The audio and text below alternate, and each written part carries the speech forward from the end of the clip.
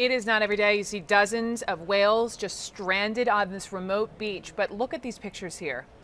45 of these whales right now near Everglades National Park in Florida. Wildlife officials are desperately trying to rescue those trapped in nearby shallow water. You saw those who are now really just washed up on the sand. These are pilot whales, typically smaller whales. At least 6 of the beached whales have died, and the surviving ones, we're being told, may have to be euthanized.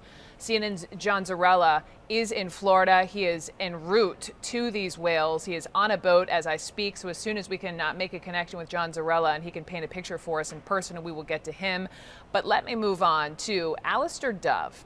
Alistair Dove is the Director of Research and Conservation at the Georgia Aquarium. And Alistair, nice to have you on, though I hate the circumstances here. I mean, these pictures are just awful to look at. Can you just first explain to all of us, how does this even happen that you have 45 whales just suddenly stranded? Unfortunately, it's a little bit of an enigma. We really don't know to this day why whales beach.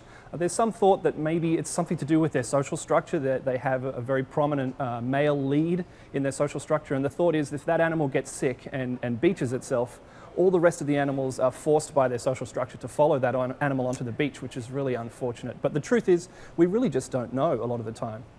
So Alistair, if you're down there, walk me through what's happening right now to get those whales who are rescuable out of there into deeper waters. So a big part of the challenge is that these animals have beached themselves in a really remote area. So just getting to them is a significant challenge. But the fish and wildlife officials who have got there and some volunteers who are helping, they will have been trying to push the animals back into the water that have beached but are still alive. But unfortunately, in a lot of these cases, the prognosis isn't particularly good, and a lot of animals will continue to beach themselves over and over, and they'll end up having to be euthanized. Hang on, you said pushed.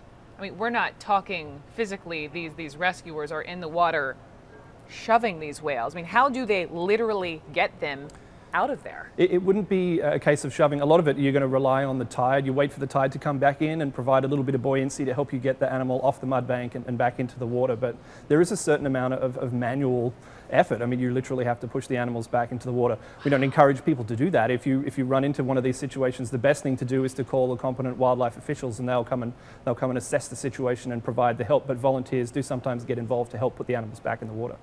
At what point do they make the call to euthanize them, and why? To put them out of pain?